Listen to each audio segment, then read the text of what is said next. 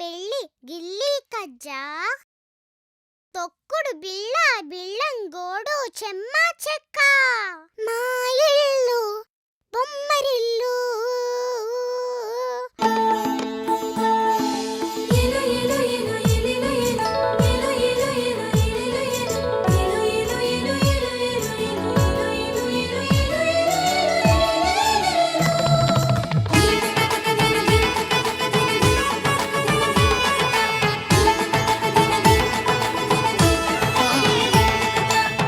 జలరాలే చినుకుల్లో మిలమిలలాడే తడుకుల్లో జలరాలే చినుకుల్లో మిలమిలలాడే తడుకుల్లో చిరు చిరు మెరుపుల హరివిల్లు ఆనందాల పొదరిల్లు చిరు చిరు మెరుపుల హరివిల్లు ఆనందాల పొదరిల్లు మా ఇల్లు బొమ్మరిల్లు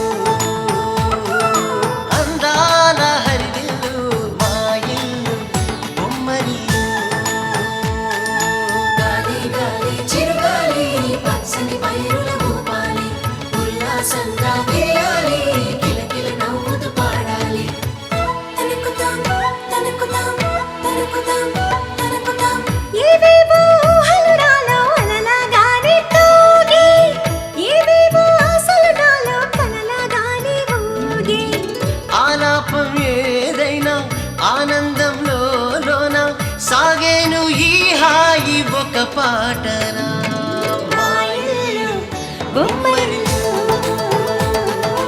అందాల హరివిల్లు మా ఇల్లు బొమ్మరిల్లు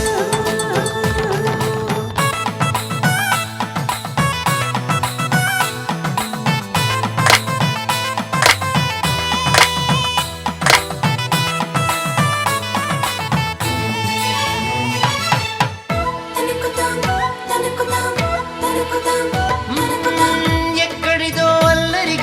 సరదాగానే వీచే చిన్నారి కిన్నెరసాని పయనాలేమో చూసి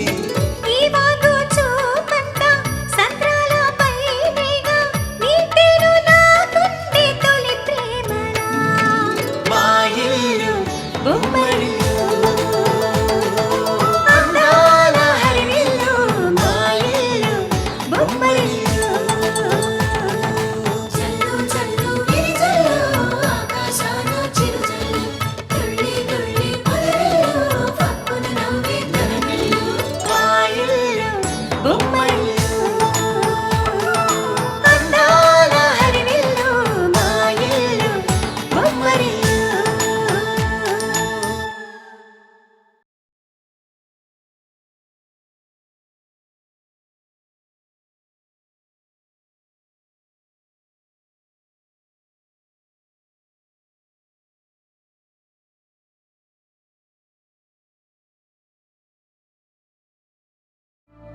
ఆనందమో ఆతృతో తెలియక చెప్తున్నాను కానీ నువ్వు నా కూతురివి. మన ఇంటి పరువు ప్రతిష్టల్ని ఎలా కాపాడుకోవాలో నీకు బాగా తెలుసు.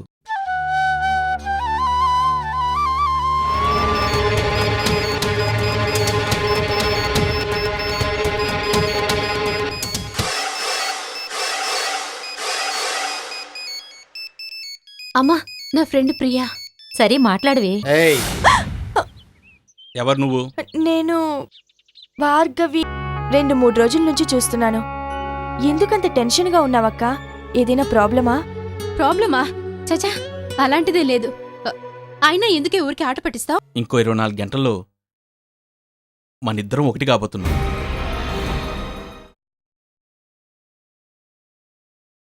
ఈ రోజుల్లో కూడా మనం ఒకరినొకరిని చూసుకోకుండా కేవలం తల్లిదండ్రుల మాట విని ఇలా పెళ్లి కొప్పుకోవడం చాలా తమాషాగా ఉంది కదూ. కానీ క్యూరియాసిటీ కొద్దీ ఒకసారి చూడాలనిపించింది. అందుకే మీరెవరినైనా ప్రేమించారా?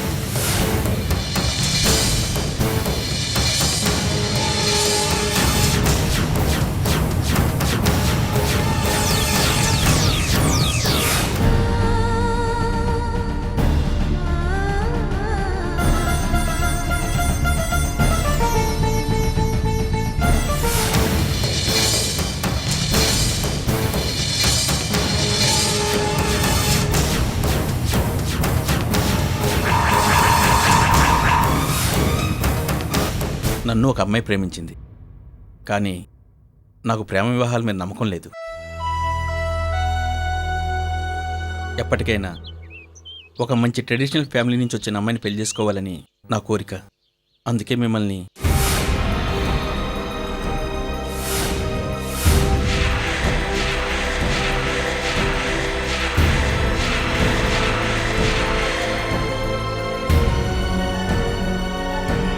మీరేం మాట్లాడడం లేదు. అంటే ఏవైనా తెలుసుకోవాలనా? అనుకున్నాను, కానీ మిమ్మల్ని చూసాక అవసరం లేదనిపించింది.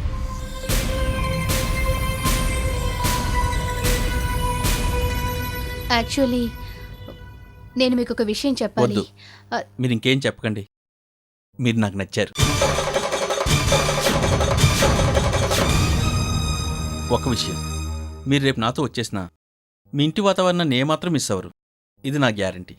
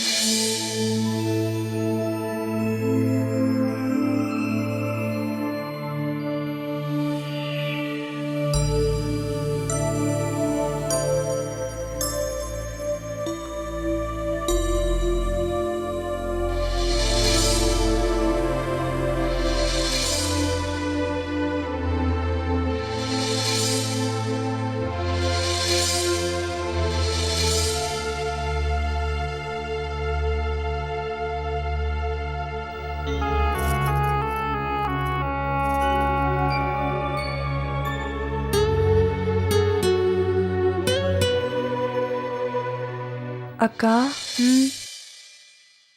ఏంటే? ఏం లేదు.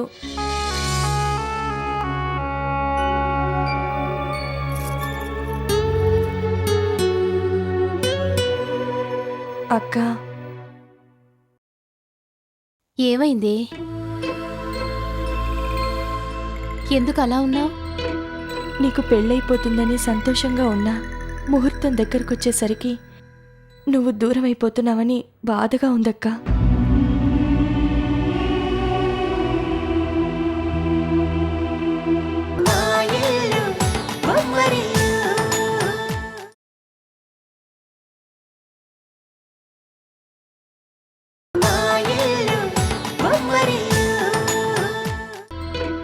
నీకు పెళ్ళైపోతుందని సంతోషంగా ఉన్నా ముహూర్తం దగ్గరకొచ్చేసరికి నువ్వు దూరం అయిపోతున్నావని బాధగా ఉందక్క.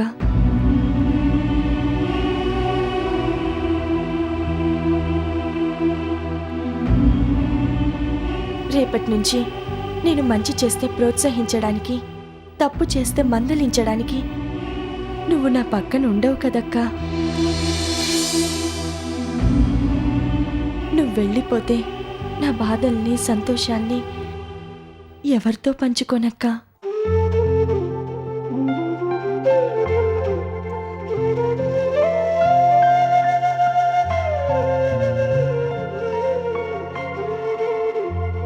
పిచ్చిదానా, నాకు మాత్రం మీ అందర్నీ విడిచి వెళ్తున్నందుకు బాధగా లేదనుకున్నావా? నువ్వు ఏడ్చి నీ బాధను దించుకుంటున్నావు. నేను ఏడవలేక బాధను దిగమింగుకుంటున్నాను. అయినా వెళ్ళాలి,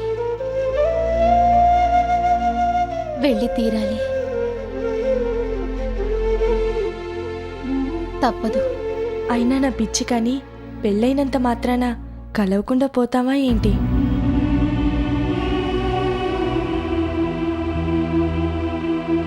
వస్తూనే ఉంటావుగా?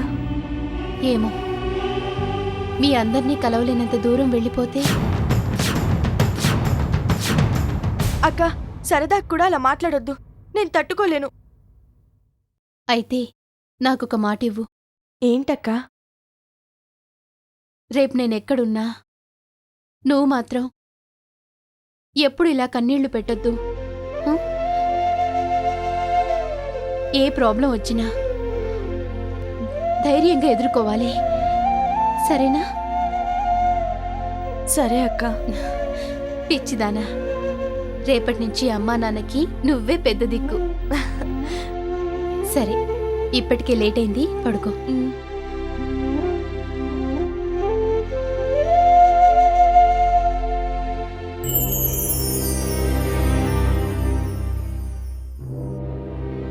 అక్క, పడుకోమన్నానా?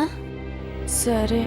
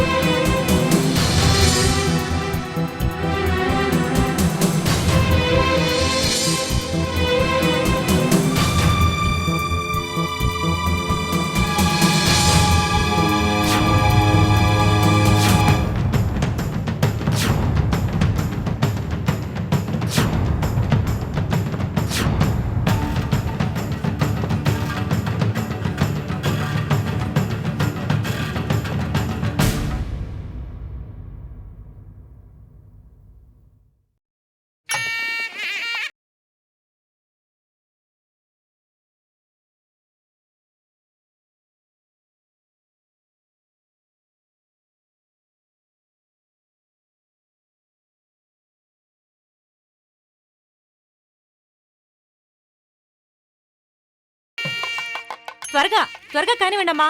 ఏమ్మా, పాలు మరిగాయా? ఓ పావు గంటలో రెడీ అయిపోతాయమ్మా. అవి కాఫీ తయారు చేయాలి, అందరూ లేస్తున్నారు. అలాగే విడిదింటికి కూడా పంపించాలి. త్వరగా కానీ. ఏమ్మా, అలాగేనమ్మా. మీరు కూడా కూరగాయలు త్వరగా తరగండి. అబ్బబ్బా, త్వరగా కానీ బాబు, ముహూర్తం టైం దగ్గర పడుతుంది. తమ్ముడు? కానీ తమ్ముడు, మండప పనులు ఇంకా పూర్తవలేదా? నేను చూసుకుంటా అన్నయ్య, మీరేం కంగారు పడకండి. సరే. ఈ సన్నాయోళ్ళు ఎక్కడ? త్వరగా బాబు, మేడం. కానిచ్చి ఆ పైన కూడా చూడు. ఇందిరా, ఆ? గాయత్రి లేచిందా? లేచే ఉంటుందండి, చూస్తాను. ఇంకా చూడటం ఏంటి? ముహూర్తం దగ్గర పడుతుంటే త్వరగా కాని. సరే సరే. ఆ, భార్గవి, భార్గవి, లేవే. ఏంటమ్మా, అప్పుడే తెల్లారిందా? చాలేవే, నువ్వు నీ మొద్దు నిద్ర. ఎందుకే అక్కేది? బాత్రూమ్కి వెళ్ళిందేమో అమ్మా. త్వరగా స్నానం చేసి రెడీ అవ్వమను. అలాగే నువ్వు కూడా. నాకు అవతల చాలా పనులున్నాయి. త్వరగా కానివ్వాలి.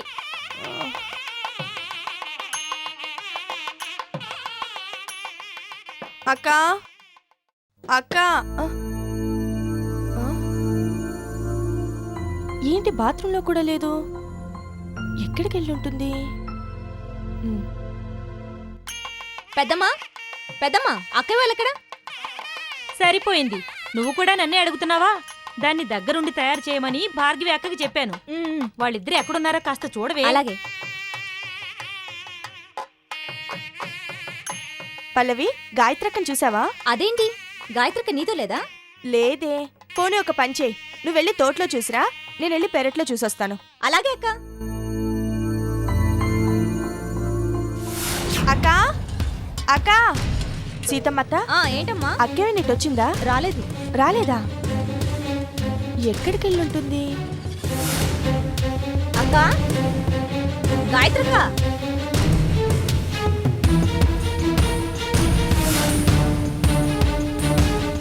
శాంతి, గాయత్రక్కని ఏమన్నా చూసావా? చూడలేదు భార్గవి. చూడలేదా? అన్నయ్య ఆ, కళ్యాణ మండపం రెడీ. పురోహితుడు వచ్చాడా? ఇంకా రాలేదన్నయ్య. ఇంకా రాపోవడం ఏంటి? ఒరే సుబ్బయ్య, అయ్యా పురోహితుడి ఇంటికి వెళ్ళి దగ్గర ఉండి త్వరగా తీసుకురా వెళ్ళు. సరేనయ్యా. అన్నయ్య ఉమ్, నీకు అన్నీ తొందరే అన్నయ్య, నేను చూసుకుంటున్నాను కదా. ఏమే అక్కేమైనా కనిపించిందా? లేదు, తోటలో కూడా కనిపించలేదు. ఇంతకీ ఎప్పుడు లేచింది?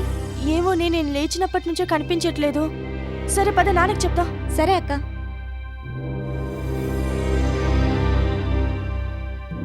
అమ్మా, ఏంటి అక్కని రెడీ చేయమంటే మీరిద్దరు ఇక్కడ తిరుగుతున్నారేంటి? అసలు కనిపిస్తేనే కదమ్మా రెడీ చేయడానికి. కనిపించపోవటం ఏంటమ్మా? అదేమన్నా చిన్నపిల్ల, ఇక్కడే ఎక్కడో ఉండి ఉంటుంది. వెళ్ళి వెతకండి. సరే నేను వెళ్ళి ఒకసారి ఆ. రూమ్ లో చూస్తాను. కనిపించకపోవటం ఏంటి? అంతా వెతికిం పెద్ద నాన్న. అక్క,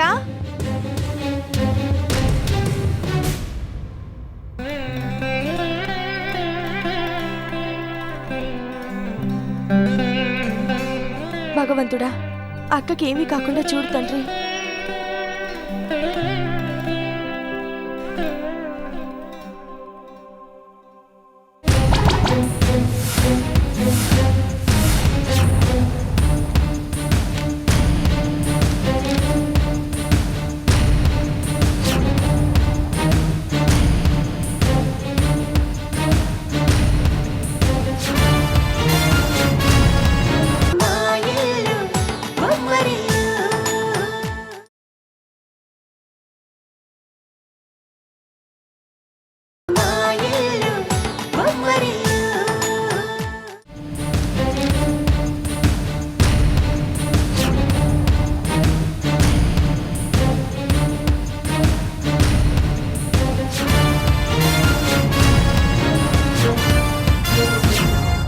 నాకెందుకు భయంగా ఉందండి.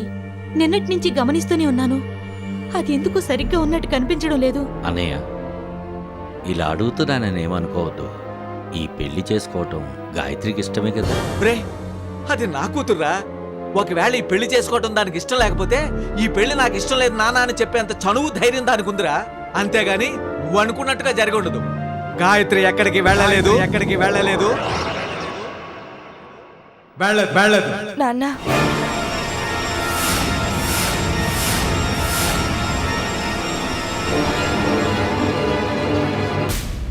అక్క రూమ్ లో ఈ ఉత్తరం దొరికింది నాన్న. నాన్న, తప్పని తెలిసినా తప్పక చేస్తున్న ఈ తప్పుని క్షమించమని అడగలేను. అలా అని అడగకుండా ఉండలేను.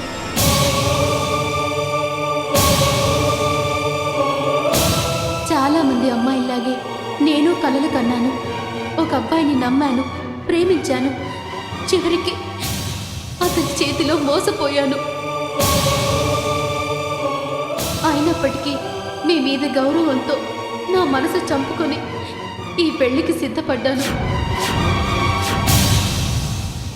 కానీ పెళ్లి కొడుకుది ఎంత ఉన్నతమైన వ్యక్తిత్వమో చూశాక జరిగిందంతా దాచిపెట్టి అతన్ని పెళ్లి చేసుకుని ఒక మోసంతో నా జీవితాన్ని ప్రారంభించటం భావ్యం కాదనిపించింది. అంతరాత్మతో జరుగుతున్న ఈ అంతఃకలహంలో అలసిపోయాను నాన్న.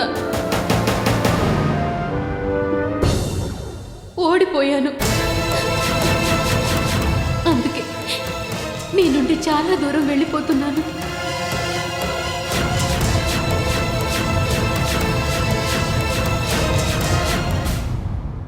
దయచేసి నా గురించి వెతికే ప్రయత్నం చేయకండి నాన్న.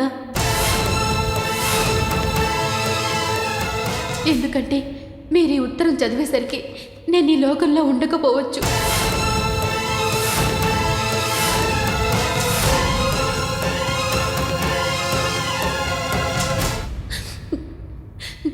నన్ను మీ జీవితంలో ఓ 20 ఏళ్ల కళ అనుకుని మర్చిపోండి. నన్ను క్షమించండి నాన్న. ఇట్లు మీ గాయత్రి.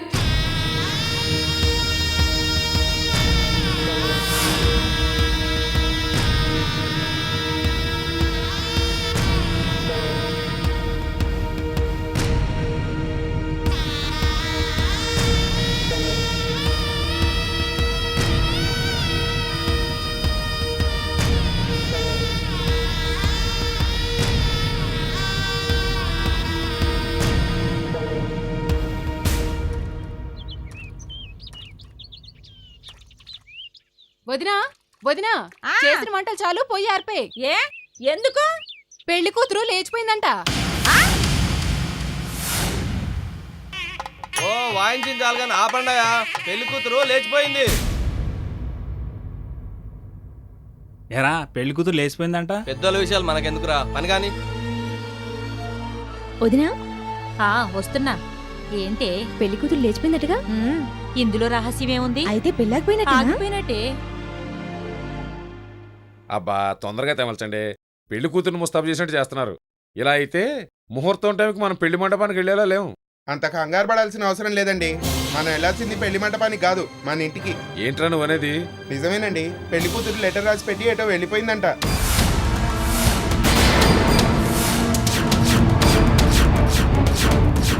నువ్వు చెప్పేది నిజమేనా? పెళ్లి కూతురు ఇంటి దగ్గర ఒకటే హడావిడి, నా కళ్ళారా చూసని చెప్తున్నాను.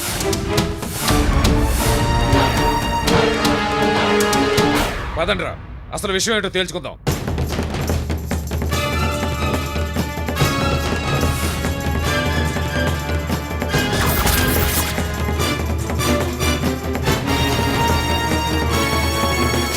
పిన్ని పిన్ని పెళ్లి కూతురు లేచిపోయిందంటగా? లేచిపోలేదే, చనిపోతున్నానని ఉత్తరం రాసి వెళ్ళిపోయింది. అవునా? ఈ రోజుల్లో ఎవరు నమ్మగలని చెప్పండి, ఇంట్లో ఉన్నంత కాలమే ఆడపిల్లలు. ఒక్కసారి గడప దాటి బయటికి వెళ్ళాక ఎవరితో తిరుగుతున్నారో ఏమేం చేస్తున్నారో ఎలా తెలుస్తుంది? ఎప్పుడన్నా ఇలా ఉత్తరం రాసిపెట్టి వెళ్తే తప్ప.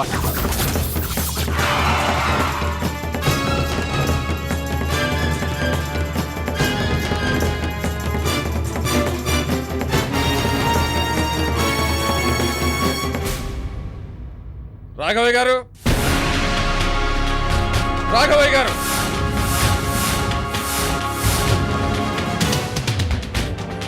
రాఘవయ్య గారు, రాఘవయ్య గారు.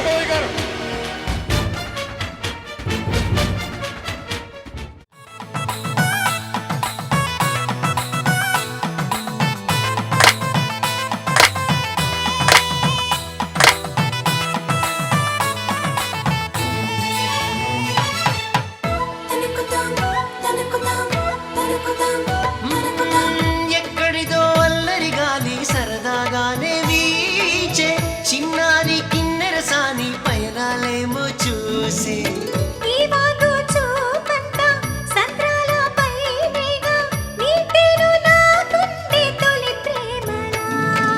మా ఇల్లు బొమ్మరిల్లు, అందాల హరివిల్లు, మా ఇల్లు బొమ్మరిల్లు.